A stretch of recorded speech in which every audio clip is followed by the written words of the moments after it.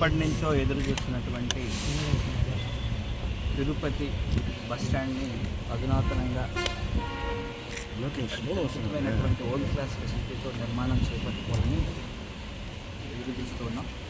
So అది అకాల సాకారం అవుతుంది. మంత్రివర్యులు గడ్కరీ గారు ఆదేశాల మేరకు ఈరోజు ఎన్హెచ్ఎల్ఎం సిఇఓ గారు ప్రకాష్ గౌడ్ గారు అలాగే వాళ్ళ సంబంధిత అఫీషియల్స్ అంతా వచ్చి ఇక్కడ విజిట్ చేసి ఫైనల్గా అత్యంత త్వరలో టెండర్ కాల్ఫర్ చేయబడుతుంది. ఇది గత సంవత్సరం ముందే చేసి ఉండాలి.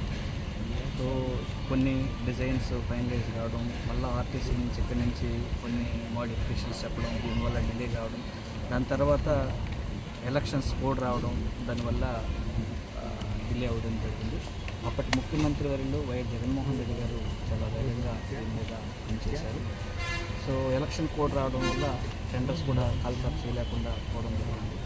సో దాని తర్వాత మళ్ళీ గడ్కరీ గారిని కలవడం, రిక్వెస్ట్ చేయడం, దాని తర్వాత సార్ అధికారులకి ఆదేశాలు ఇచ్చి పంపించి సో కొంత త్వరగా ఈ బస్టాండ్ నిర్మాణాన్ని పూర్తి చేయాలని గడ్కరీ గారికి తెలియజేస్తుంది.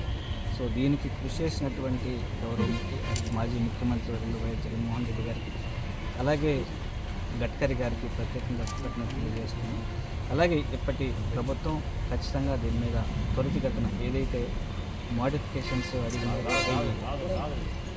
ఈ వారం లోపల కన్నా పంపించగలిగితే త్వరగా టెండర్స్ కాల్ఫర్ చేసి ఈ రాబోయే 2.5-3 సంవత్సరాల్లో మనకు తిరుపతి ప్రజలకి అలాగే ప్రపంచవ్యాప్తంగా తిరుపతికి వచ్చే భక్తులందరికీ చాలా సౌకర్యవంతంగా ఉంటుంది.